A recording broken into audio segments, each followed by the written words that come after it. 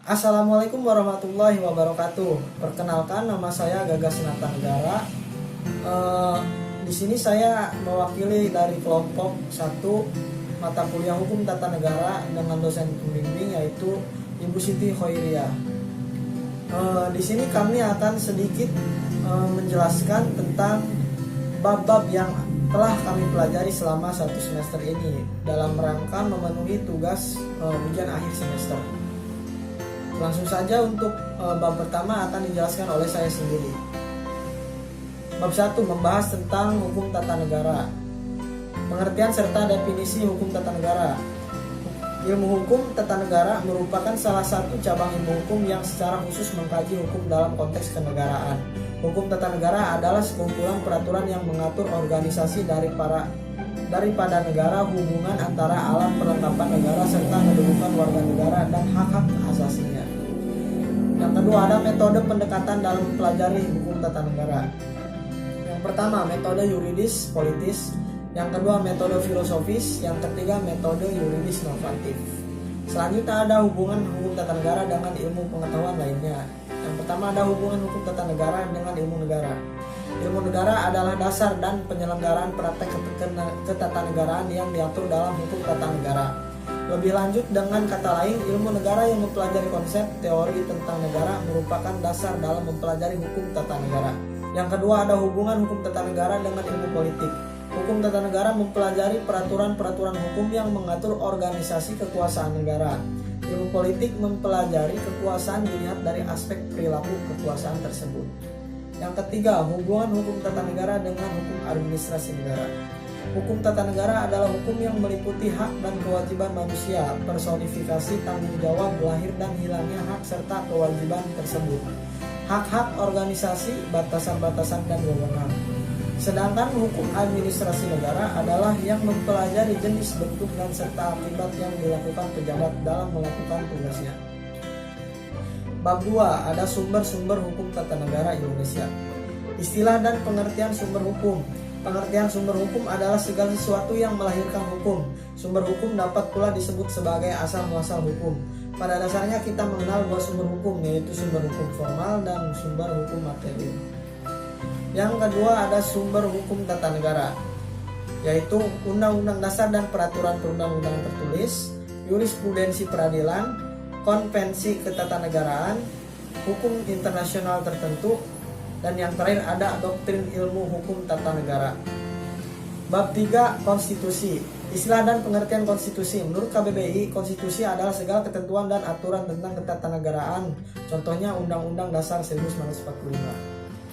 Pembagian dan klasifikasi konstitusi. Berdasarkan klasifikasi, bentuk konstitusi itu tersendiri ada dua, yaitu konstitusi tertulis dan konstitusi yang tidak tertulis.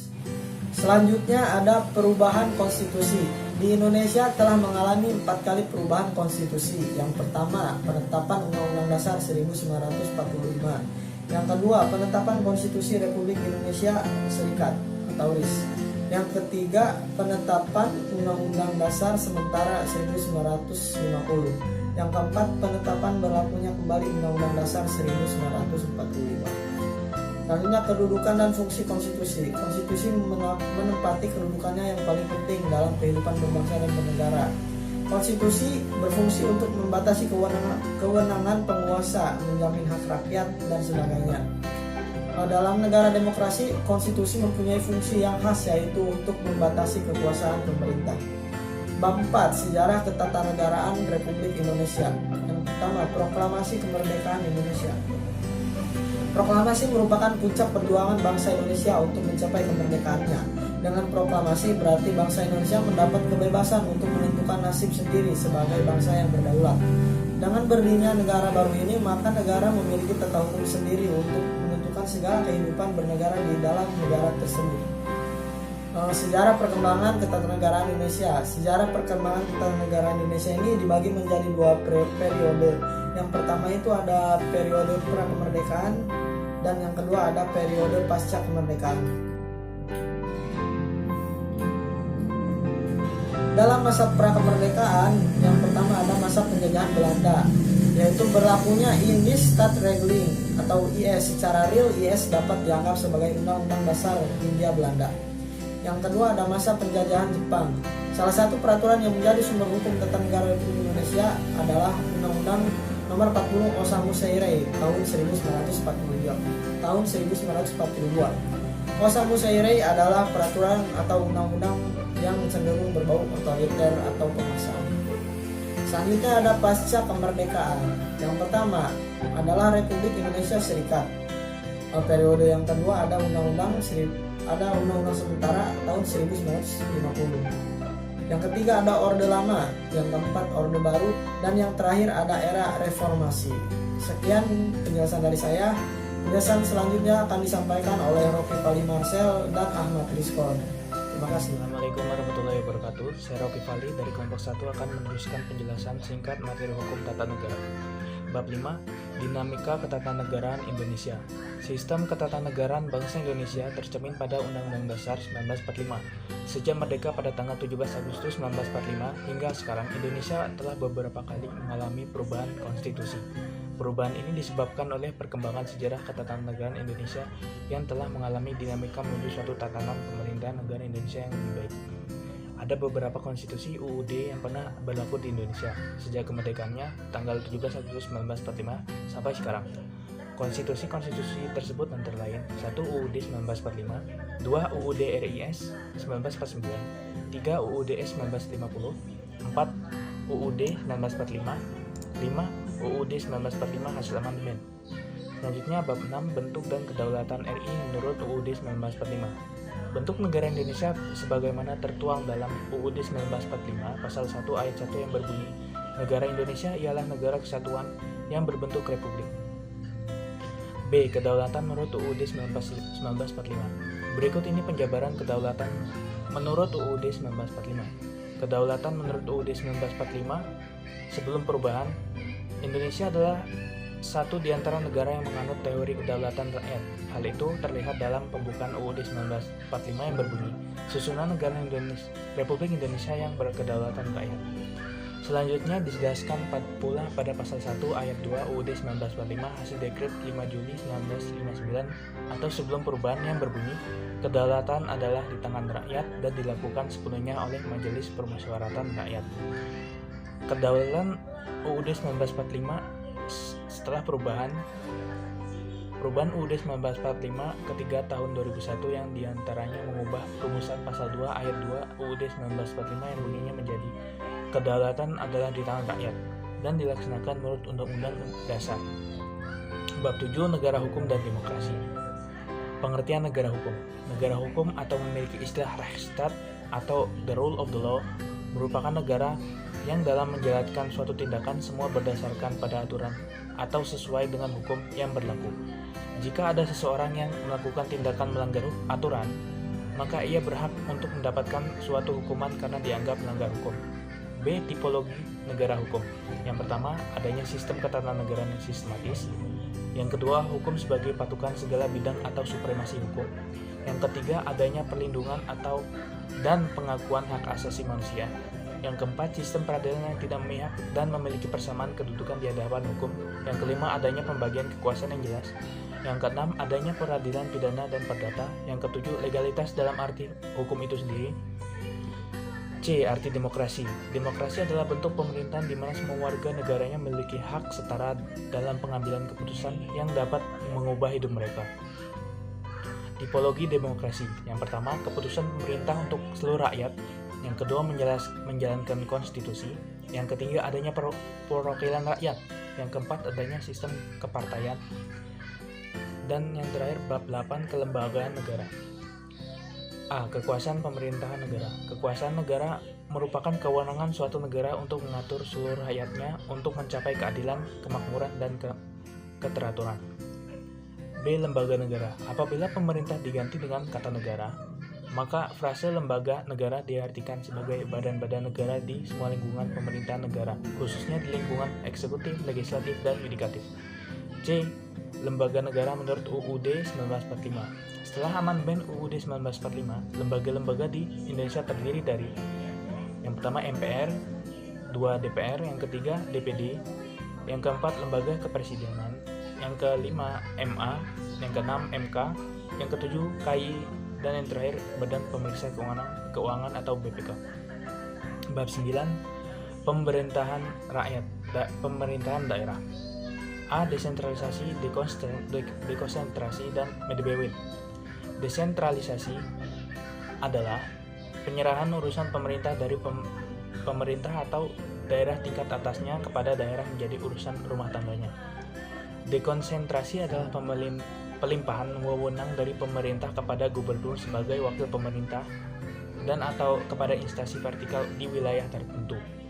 Medebewin adalah penugasan pemerintah pusat kepada daerah dan desa dari daerah ke desa untuk melaksanakan tugas tertentu yang disertai pembiayaan sarana dan prasarana serta sumber daya manusia dengan kewajiban melaporkan pelaksanaannya kepada yang menugaskan.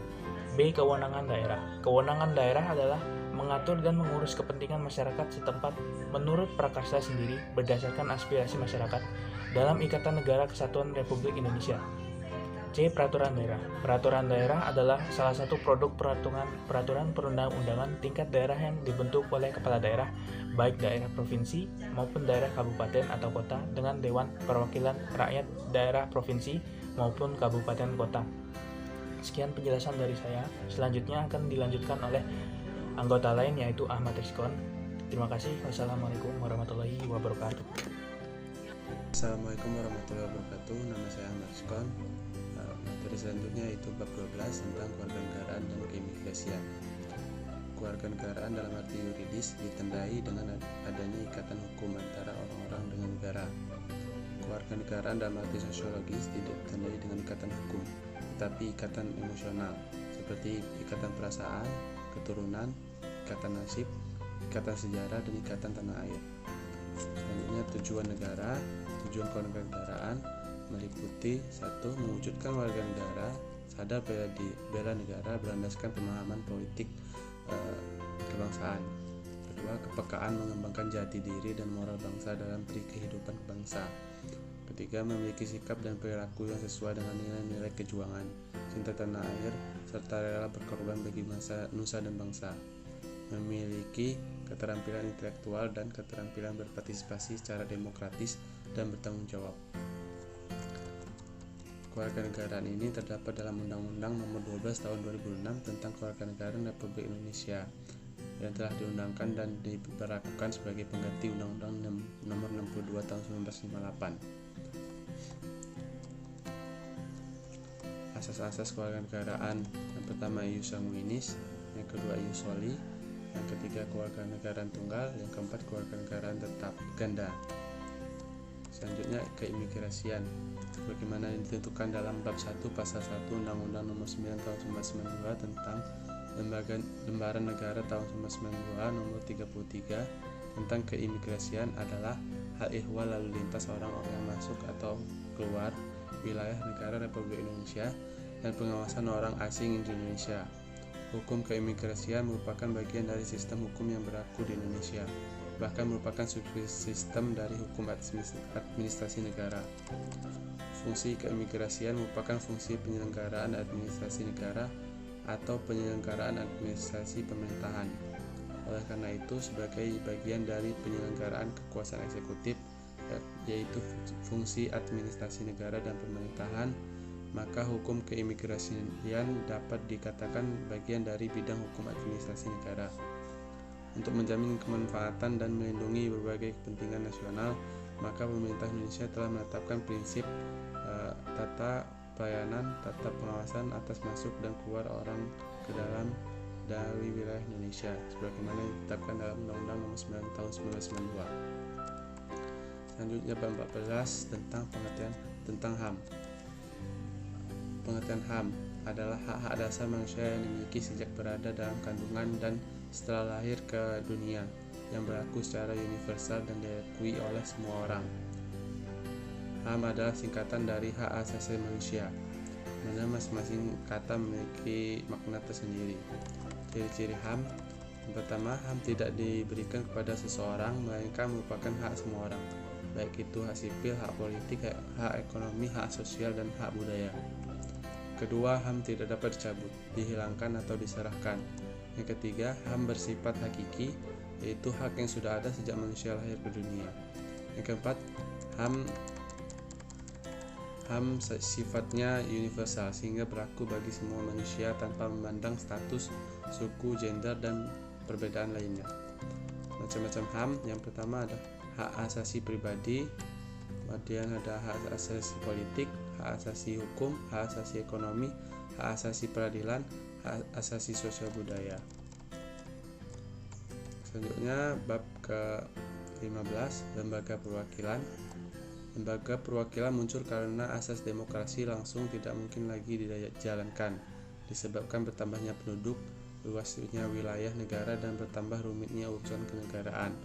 Lembaga perwakilan adalah cara yang sangat praktis untuk memungkinkan anggota masyarakat menerapkan pengaruhnya terhadap orang-orang yang menjalankan tugas kenegaraan. Timbulnya konstruksi lembaga perwakilan dikarenakan adanya 3 hal, yaitu sebagai pengaruh hukum perdata Romawi di abad menengah, adanya sistem feodal di abad menengah, situasi abad menengah itu sendiri. Dalam teorinya ada 2, yaitu teori mandat dan teori organ. Selanjutnya bab 16, yaitu peradilan tata negara. Adalah lingkungan peradilan yang dibentuk dengan tujuan menjamin kedudukan warga masyarakat dalam hukum.